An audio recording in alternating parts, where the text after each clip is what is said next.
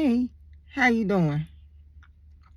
Y'all doing good? Today is November the 29th. Yeah, I finally looked at the date, y'all. I be dealing, I be in the spiritual realm, and in the spiritual realm, the timing is off. It ain't no time. So the dates and stuff just be off. So I don't even really just, I barely look at the calendars, really. I be out of time so much, I just don't even look at the, I don't even look at the calendars and dates, and I just be going on about my day, y'all. Time and date is irrelevant and for me. So today is November 29th. I decided to do look at the date before I did the video. I'ma set everything up, y'all. I really can't right now, so I just gotta do it the way I'm doing it.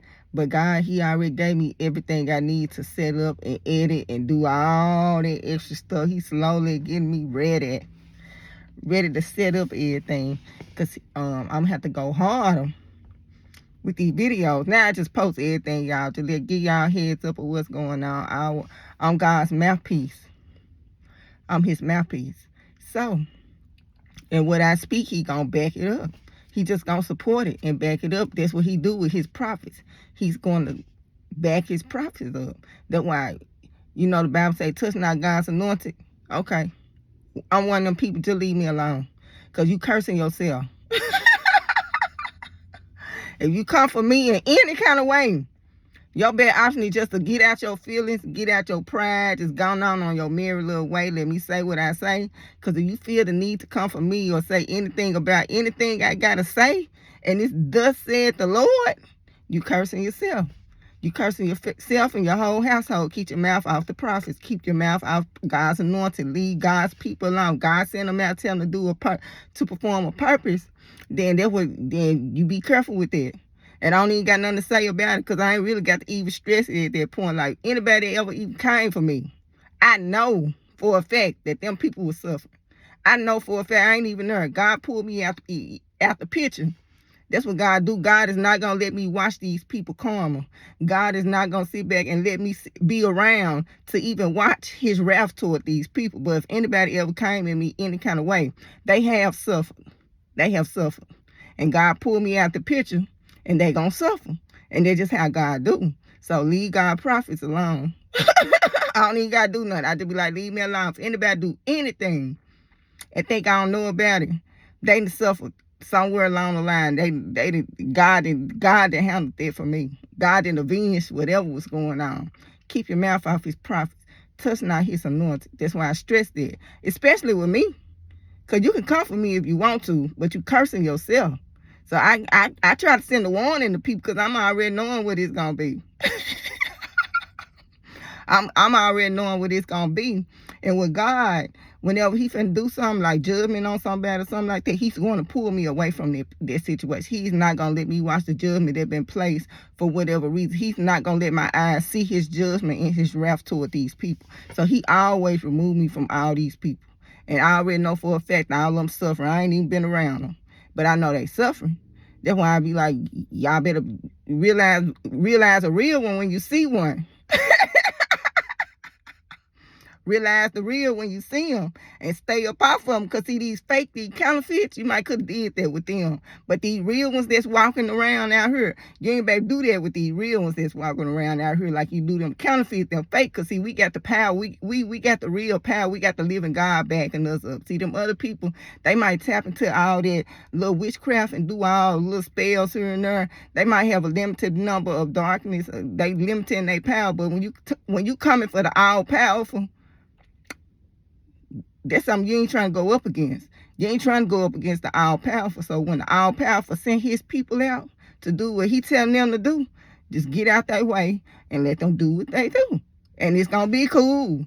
It's going to be good. But once you want to step in on something that God called, and step in on something God is putting out there, and you touching His anointed, then you causing your own war.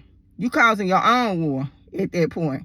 And it ain't nothing can be done about it because God can't go against his word. So his word is set in stone. So anything he say that's his word, that's what it's going to be. So if you come up against him, he come, and through him it's me. Because if I'm his ambassador and you coming up against me, you going up against him. And God told me don't even worry about it because I got anybody coming up against me. I'm taking it personal at that point. So that's how he do his prophets. He take it personal. The ones God appointed, not the ones that man appoint as a prophet, and you go to school and they teach you how to pray in tongues and they teach you how to do all this stuff. Them not God's anointed. You probably can do them how you want to all day, every day. But those that's walking in his power, keep your mouth off of them. Those that's walking in his power, and I don't care how you get out your feelings.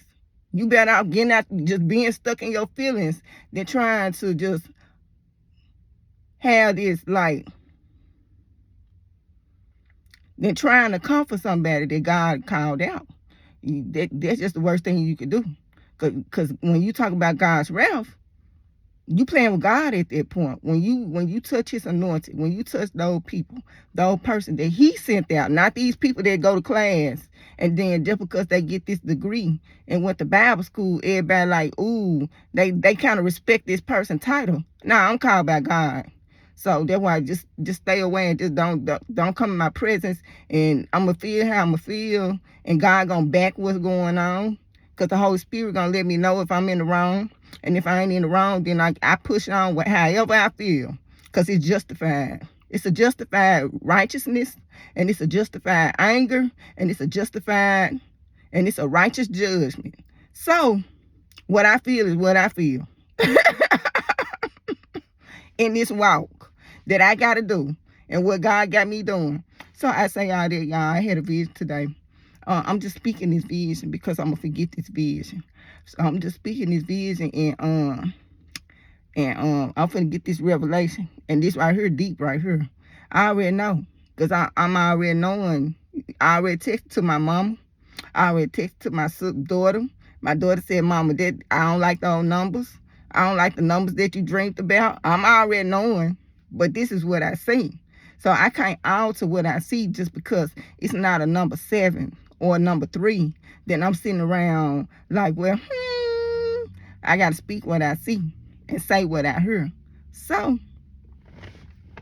today I had a vision. And the vision, it seemed like I was in a work setting. So in this work setting, it seemed like somebody came to get a trailer. So I'm in a work setting, and it looked like somebody came to get a trailer. So they called out a trailer number. So when they called out a trailer number, and I don't know who or what this guy was, but this guy, and normally 9 times out of 10 when I interact with somebody, it's an angel. I ain't never interacted with nobody that want an angel. So somebody in the vision, I'm at work, this person called out a number. He's trying to get a trailer. Now my first mind, boop, it's an angel. So in the vision, this guy, but I don't know the connection to this guy. Y'all. Shoot, God, I ain't trying to be in the middle of no mess now. Now you got me finna research this stuff. I hope it's, shoot. But, so this dude, he come to pick up a trailer. So I'm like, what's your trailer number? So the dude, he was like 63. He's like, I'm here to get trailer 63. So at this point, I'm looking for this trailer. I'm looking for trailer 63. I'm looking in the system, trying to find this trailer with this special number that this dude called out in my vision.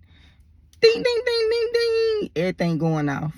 When whoever I'm in the presence of, whatever that was, whatever spiritual that was, because anybody that talk, ding, ding, ding, ding, ding, the spiritual radar going off. So the spiritual radar is just, ding, ding, ding, ding, ding. That's what's going on right now with me spiritually, y'all. So I'm in the presence of this person who came. It looked like I was in a work setting. He called out. He said, I'm here to get trailer 63. That's why I'm here to get trailer 63. So, boom. 63, y'all. That's huge significant. Anything that's spoken to me. Y'all just don't understand the power of words. God spoke everything into existence. When I'm in the spiritual and the words are spoken, when whatever is spoken is extreme, it's off the charts. The whatever going on is off the charts at this point. So the dude asked for trailer 63. So I'm like, boom, 63. So I gotta research these numbers and see what this means, see what God telling me. So he first thing he says he needs 63. So then in the vision, it's this dude, it's a real known preacher in this dream, and one way or another, while I'm looking for this information, it's this other dude who's in the church, and he's like a prophet too, and he's in the room. So the dude that's come to pick up this trailer and this prophet dude, they're both talking at this point. I don't understand the language because it seemed like it was some Freemasonry type stuff. Like it looked like it was some Freemason like some stuff. I wouldn't even like it was just like this coded organization or something dealing with Freemasonry. Like my first mind keeps saying Freemasonry with what was going on. Cause I just didn't know nothing they were saying. So, but I'm still looking for the trailer, but I'm hearing them talk. This dude and this prophet dude. I'm hearing them talk, and this while I'm trying to get this trailer ready. This 63. I'm trying to get this 63 ready. This trailer number 63 ready. And him and the dude, they talking, chopping it up. They saying all kind of stuff that's cold and I don't really know, cause when you deal with Freemasons, you know they got their own little thing going. I don't know what's going on with all that, but somewhere in the dream, I heard the number 10. So while they talking, I heard 63 first, and then I heard this number 10. They talking about number 10. So I'm gonna have to do some research, y'all, figure out what this 63 mean and what this 10 mean. But I'm just like, I'm finna tell to my mama. I don't want to hear my mom translation. Look, when I call her with that 63 and that 10, my mom probably start nailing crosses to the front of her door, y'all. My mom probably be outside with a nail and one of them old-fashioned big wood crosses. She probably nailing up something on the outside her door behind them. But they talking. And so the prophet dude and the other dude talking, I heard number 63 because he can't pick up a trailer 63. And then after I heard this trailer 63, boom, I heard them, they talking. I heard 10, like 10th level, like something dealing with 10, like I'm finna try to research this Freemasonry, see what's going on with these levels and stuff within the Freemasonry. But the 63 popped up, and then one way or another they were talking about this 10, this level 10. Like they were talking and they were speaking on like saying something about 10. So boom, I'm like, let me find this dude trailer because I don't want to hear nothing else going on in this dream. I don't want to hear nothing else these folks talking about. Let me get this dude this trailer. Trailer 63 that he asked for. So while they were talking, the prophet dude, I saw he was doing a sermon. So he was doing a sermon, and his sermon was titled Women Forgiveness. Women forgiving, or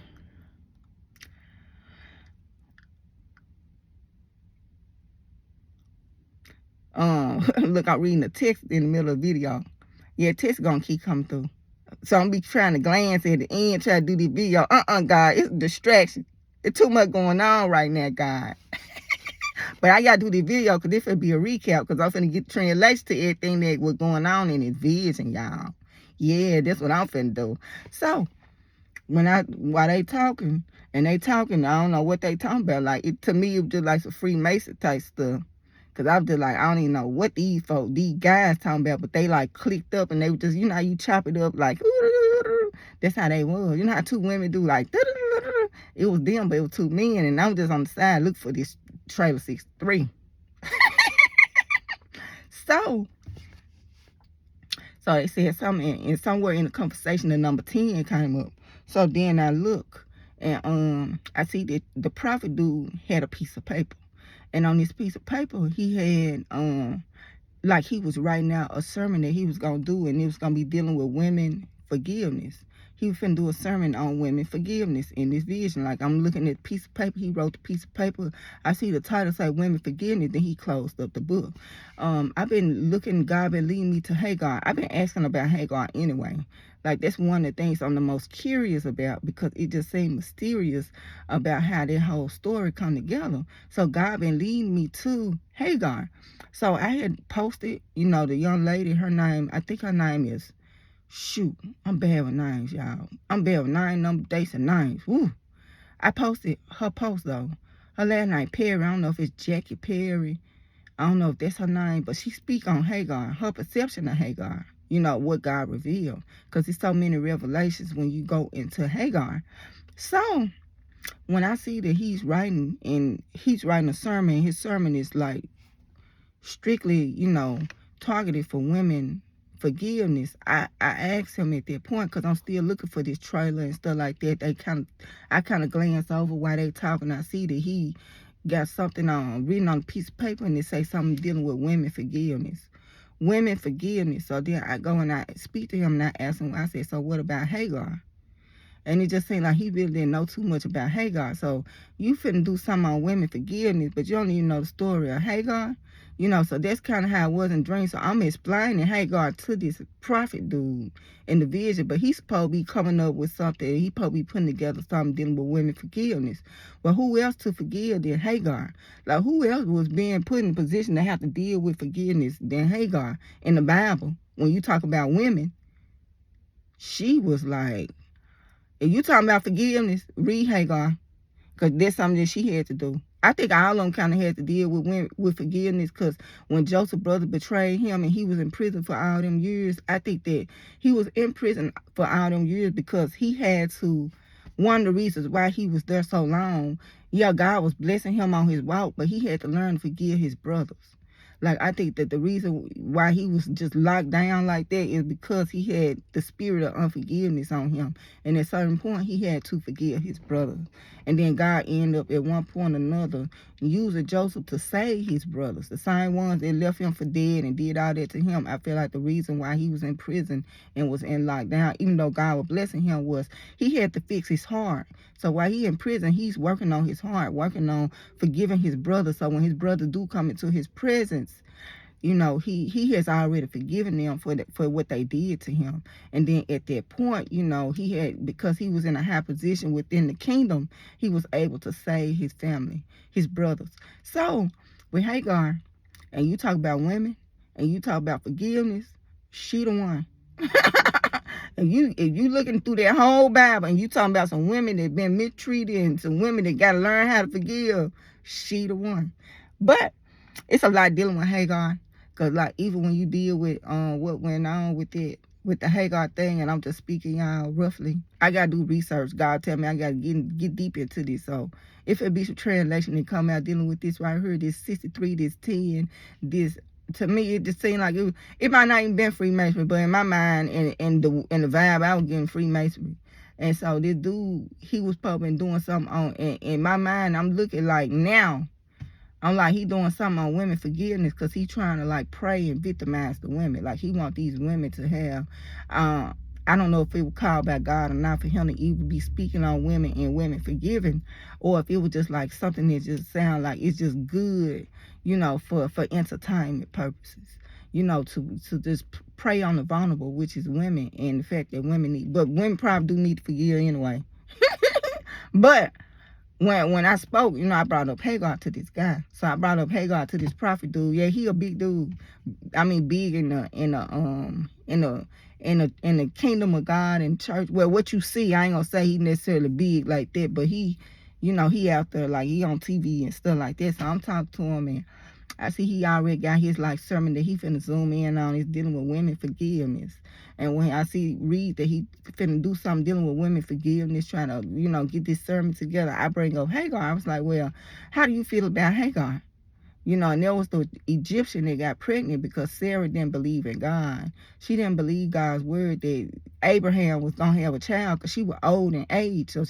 So before God even was able to do what he wanted to do for them, she decided that, okay, well, I can't have no kids. And since I can't have no kids, then just use my Egyptian slave, and then that'll be the child that God wanted for us. Like, she made it sound real good. Just like Eve and the fruit. Eve made it sound real good to eat the fruit. So Sarah making this right here sound real good. She like, well, hey, I can't have no kids. I'm old, you old too. God said we supposed to have a baby in our old age, and it just ain't possible. So we do got this Egyptian. She young. Just you and her, y'all just have a child together, and it'll be my child. So baby, I want you as my husband to get her pregnant. I'm gonna take her child because she a slave anyway, so she ain't even got no rights, not even to her own kids. So once you get her pregnant, then I claim this baby as my own. And then that's God. That's what God's saying right there. Like that's what He was saying to you. Like whatever He told you, that wasn't really what He told you, but this right here seemed more logical of what God would do and how He would move in your life. So this is the route that we gonna take. So Adam was like, okay. So him and Hagar ended up having a baby. And when they had this baby, it created a lot of friction with Sarah, his wife, in Hagar, the slave. Because now she got, this child, and she actually probably became envious and jealous at this point. Sarah probably did. Well, she probably looking like she the one set everything up, told her husband, hey, have a child with the slave. Because the slave is nothing, no way. It's a nobody, no way. So her child, I just take that child in my own because, baby slaves ain't got no rights. And after she had the baby, it created more friction with her. And it just created more friction. Because now you got this spirit of jealousy and envy and all this other stuff going on. Because for one, she can have a baby. You can't. And you force her to sleep with your husband, not knowing that she probably didn't even want to sleep with him. So it could have been considered rape, possibly. So you got this child that was birthed through rape. Woo, these women messy.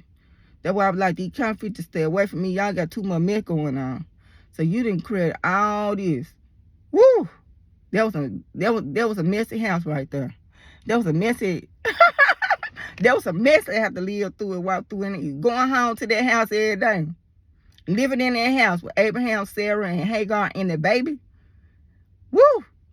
I can only imagine what was going on in their house. So they said Sarah, one way or another, she became very mean toward Hagar. So she the one set everything up, told Hagar to sleep with the husband. She probably didn't want to sleep with the husband, did it, and probably did it against her will, which is at this point considered rape. And she ended up having a child, conceiving. And now Sarah is sitting back jealous of Hagar for sitting there getting pregnant and just following through with her game plan. Like she mad at Hagar at this point. So she's mean toward Hagar. So Hagar can only deal with so much. So Hagar got to the point where Hagar was just like, I can't do this. I can't deal with this lady. Like, I just can't deal with her. So when Hagar tried to run off, y'all, I ain't just stop Hagar. And when I ain't just stop Hagar, he just asked her, where she going, stuff like that. So she was just saying she just trying to get away. She was just like, I'm the innocent victim in this situation. And I'm just forced to live under conditions that I don't even feel like no human should have to live under and endure, especially as a woman. Especially, and you don't know her age, but she was young. I don't feel like I should have to endure this. Basically that's what she was telling the angel. And then at this point, the angel said, go back. Go back and whatever they telling you to do, just submit yourself to do whatever they telling you to do in that house. Do not run off. So she go back out of obedience, but she didn't go back empty-handed. God blessed her. God told her, your child, he finna have a whole seed finna come through this child that you got right here. Like God gave her these blessings in the process, and then told her to go back. So yeah, y'all, it's deep. I'm gonna have to go back. I'm gonna have to get back into this, because I gotta read it, y'all. I ain't had time to read. This is just my I'm just paraphrasing the story, y'all, right now.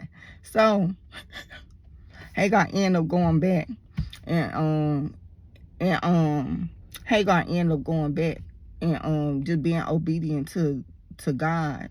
And I think she was so impressed that God even showed up. God even showed up for an Egyptian, because she wasn't one of him. Like, she wasn't an Israelite. She was an Egyptian, and he came before her.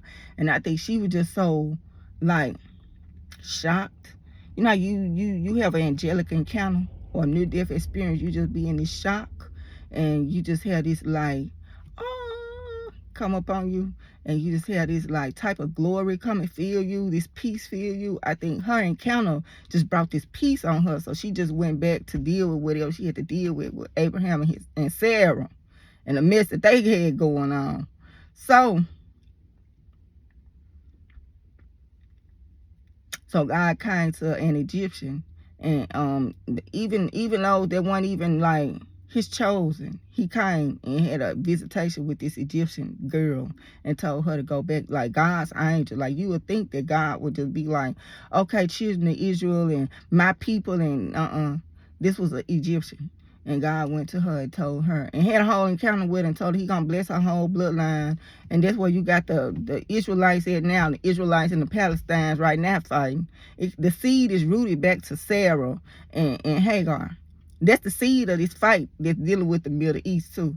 So, because one seed then came from Hagar, which was the Egyptian slave, and one seed came from God when he gave Sarah Isaac. So that seed, those two seeds always been at war, gonna continue to be at war, but it's rooted spiritually back to these two women.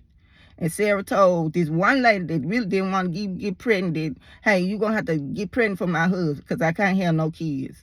And I want some kids. And God said, I probably have some kids, so you're going to be the one to do it. So ever since then, it's been this curse over in the Middle East. And it's rooted back to these two women and the firstborns of both of these women. So, I know y'all. So you got Israel, what's his name? Isaac, and then you got Ishmael. So these is the offspring of all Middle East. God be like, pray for both of them because all of them Israel. God be like, pray for both of them because all of them is Israel. They just got two different gods, I guess.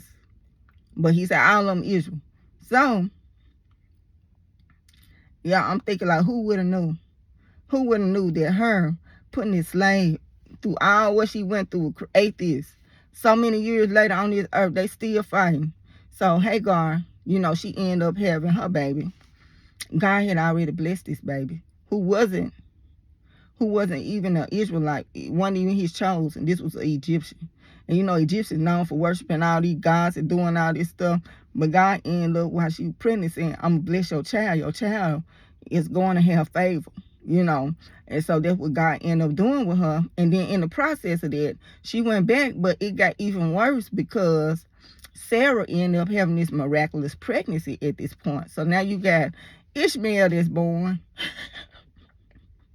And then you got Sarah, who finally ended up conceiving the way God said it was supposed to be in the first place. And it's just too much conflict because now the two boys fighting each other. Now they don't get along. Like, they is not brothers. They brothers, but they ain't brothers, y'all. They each other's worst enemy. So eventually Hagar end up having to leave. Or I don't know what happened. I said, I got to read it. It's vague. God wiped my memory, so what I know is what I read going forward. But anything I learned as a kid, most of that stuff erased. So, one way or another, she did end up having to leave with her son. Like, it just became so unbearable to be in that house, especially with two babies by the same man, two different women. Y'all all trying to live in the same house, and it just ain't going to work. It just wasn't going to work. God still blessed Hagar, the Egyptian. God still blessed her and her seed. But God also blessed, and his seed and what he spoke was, his promises was to Sarah, Abraham, and Isaac. So God blessed them too. So God still had plenty of blessings to give out. But that was an ugly situation to be in. It wasn't God's mess, y'all. God didn't create that mess. We created that mess. When Eve ate that fruit, it was just a mess we just created. Like, that, all you had to do everything but that one fruit, but then it became enticing. I know she was tempted, so I don't, you know, I ain't gonna say, you know, it's easy to judge on the outside. It's easy to look at somebody outside. I would never did that, but you don't know what you would do unless you was in that situation. So to just sit there and judge the situation and say what you can and can't do, and every day you can't even open your book and pray. You can't even open your Bible and pray, but you talking about you wouldn't have ate the fruit. For those people, yeah. Those people that got this hate for Eve because you feel like she cursed you, but you can walk that walk every day through Christ and you choose not to, you have no excuses. You have no excuses to y'all people. So, back to what I was saying. So that's what's going on, y'all. So, I go and the reason why I'm even talking about Hagar, I'm finna sum this up. It's time to sum it up right now. Yes. God, don't you take my thought. God, I'm trying to sum this up. Don't you do this. Don't you take it from me. So, I say that because this dude who's supposed to be writing about this women forgiveness, I brought up Hagar, and it seemed like he didn't know the story of Hagar. So I was just explaining the story of Hagar to this dude who's supposed to be doing a sermon dealing with women forgiveness. How you gonna talk about women forgiveness and you don't even know nothing dealing with Hagar? Like, how can you even incorporate and say anything in the Bible dealing with scripture and you don't use Hagar as an example, especially when you're talking about women forgiveness? So y'all women out there, y'all women, y'all need to read about Hagar, Sarah, Abraham, and see what it takes, and see what it really is to forgive somebody. Because she really was the prime example of forgiveness, to believe it or not. And what she had to go through and endure. Like, she went through a lot. Woo! I was like, how you live in that house? Now, she ran away, but eventually she had to go. I think it became even more unbearable when them babies was born in the house. When them two babies were born in the house, you got the dad in the house, you got two different women pregnant by the same man, and everybody living under one roof, and these kids living under one roof. You know what? I ain't even think about how it was in their house. Dealing with it. So yeah, I'm talking to y'all later, y'all. This finna be a recap. I'm doing this video right now because right now this is what I'm going through. This the process. So I had a dream. I dreamed about this 63, this 10. This guy come in. He said, I'm here to get trailer 63. So I know that 63 is extremely significant. And then as he was talking to the other guy, he brought up the number 10. He was saying something about 10. He just was speaking on 10. So they were speaking on 10 or whatever, doing whatever they doing. And in the process, you know, I'm just trying to get this trailer ready that he asked for. And then I look over, I see that he wrote something on a piece of paper. He probably been getting a sermon together dealing with women forgiveness. How you gonna deal with women forgiveness and you don't know nothing dealing with Hagar in the Bible? Y'all, this entertainment, these people that feel like they just gonna put something together to tickle y'all ears and just hear y'all screaming and shouting and just feed on y'all emotions and y'all pain and y'all hurt, to draw y'all in to some stuff they don't even know nothing about. Y'all gonna learn that everybody that sit there and just feel like, oh, you went through this trauma, oh, you just hurt so bad. All these people that prey on people's emotion, this manipulation of the church, they love to find a root cause, to find a victim.